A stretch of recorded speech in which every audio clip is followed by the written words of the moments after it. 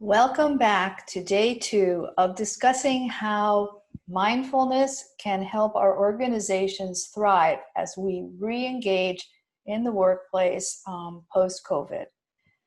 My name is Gayle Van Gils. I'm really happy to be here with you. So yesterday we explored the basics of mindfulness and how it develops attention, which can interrupt distraction and rumination, help with stress control, help with focus with conversations on Zoom and other platforms, and how we can develop the capacity to work creatively with each other even via these platforms. Today we're going to move on to 2 other highly researched areas of the effects of mindfulness, and those are on self-awareness, and then also how self-awareness affects our ability to be empathetic, and on emotional self-management. So let's dive in with emotional management. What are emotions? Our emotions are our body's way of letting us know what we're feeling. So emotions are always felt physically. And some of us may not be aware of what we're feeling. Some of us are, a little bit more shut down in terms of being in tune with what our bodies are telling us. But this emotional information is extremely important. For one thing, it's a map. Our emotional feelings are a map that are shared universally by human beings. So there was a study done in Finland that's quite interesting.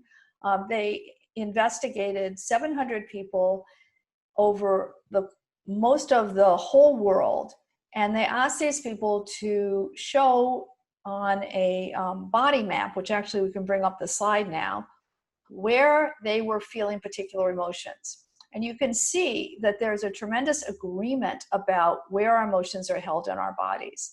And it's expressed as, let's say, when we feel angry, we feel, like our face gets red, and we feel red and hot. Well, you can see that is expressed for anger, or love, glowing with warmth, yellow, or depression, blue, cool, cold, feeling blue.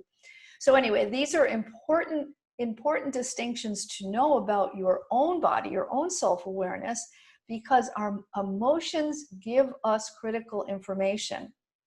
In fact, they tell us things that can help us make decisions before we're cognitively aware of it. There was a fantastic study done in Iowa. It's very famous, called the Iowa Gambling Study. You can look it up. In this study, which I don't have time to share with you, I'll just go over the highlights, that the people were given a task to solve, and their emotional responses were measured, and they were asked when they knew the answer, what was going on in this test. Well, their bodies were showing emotionally that they knew what was going on, and it involved picking cards, and they were picking the right cards way before they were able to cognitively say, oh, I know what's going on for sure. It was like after 10 cards out of 100 that they started choosing differently, and at 80 cards they said, oh, I know what's going on. So this tells us that in terms of needing to make a quick decision, or in reinforcing what we're deciding intellectually, that we have access through knowing our emotional body to a vast store of information that comes to us more quickly than intellectual information. Another really important reason to understand and be self-aware of your emotions is that you can move from the perspective of your emotion taking you over completely. This existential, I am angry, could move to, I'm feeling angry. And when you move to what you're feeling, then you know it's a temporary experience and you're not totally identified with it. And it's a lot easier to manage and to let go of and to move on. A way to really get familiar with your body and to begin to tune in more to what you're feeling in various parts of your body is to do a body scan, so you can practice that. There's a meditation on our resource page, which I encourage you to try. I encourage you to try it at night. It's very relaxing, and do not do it while you're driving because it is relaxing. So that's something you can do later and often. Something you can do at any time, and I suggest doing this randomly, is set an emotional check-in on your calendar. So on just randomly, once, a couple times a day, whatever, just bing, it's time for an emotional check-in. And at that point, stop, take a breath, and tune into your body and say, what am I feeling right now? Where am I feeling what I'm feeling? Do I know what triggered what I'm feeling? And is there that feeling giving me any information? And I think that if you journal about this over time, you'll find it very interesting what you can learn from checking in with your own emotional state. You can also do a 3-breath practice that will bring you in touch with your thoughts, your values, and your gut in 3 breaths. This is similar to a practice we did yesterday for tuning into the present moment. So let's try it again, but with a little different twist. So on your first breath, you're going to tune in with your head, with what am I thinking?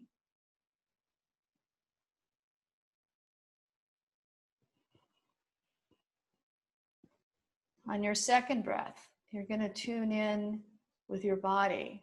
What am I feeling? What intuitions am I getting in my gut?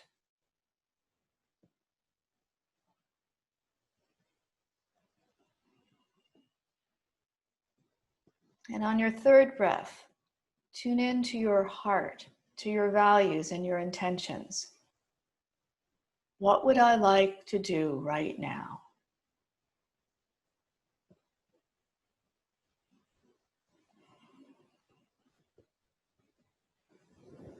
So anytime that you'd like to get a little bit of distance from yourself and a decision, that's a very simple tuning in process that you can do.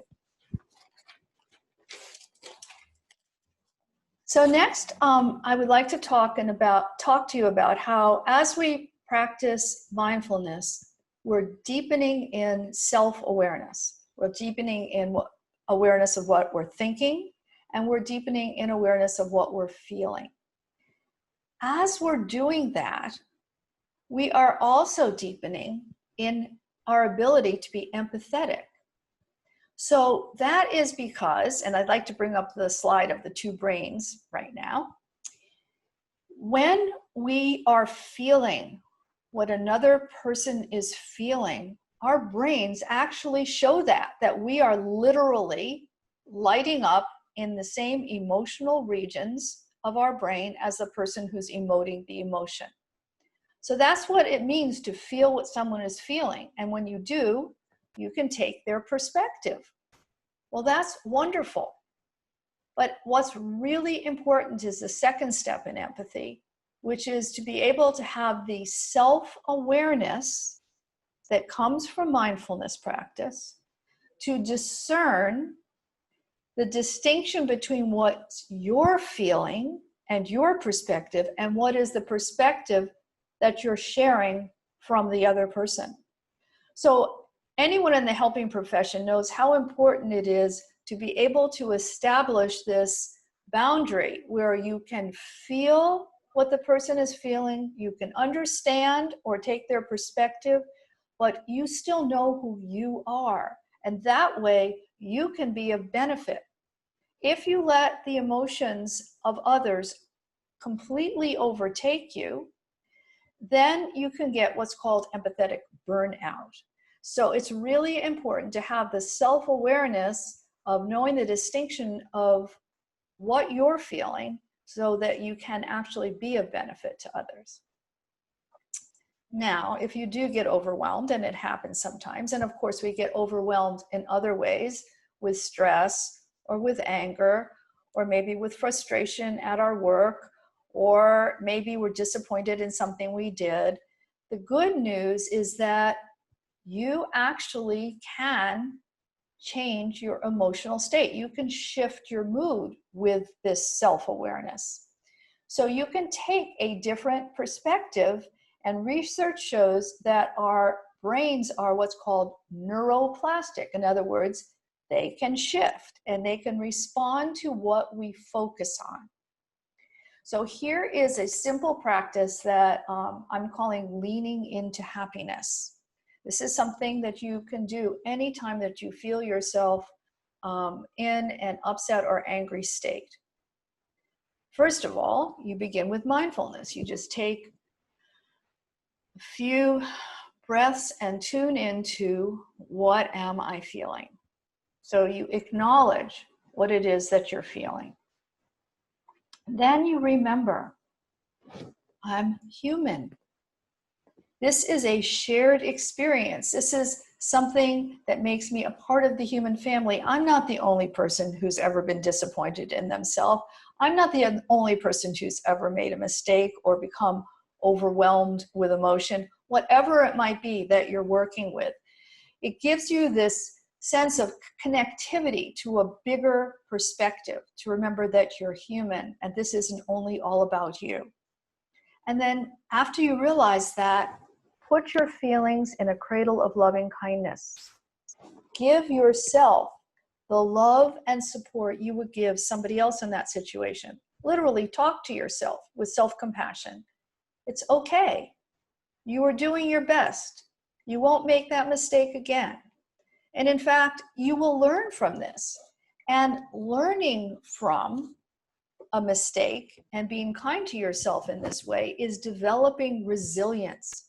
The ability to get up after something bad has happened, brush yourself off, and learn from it and go on.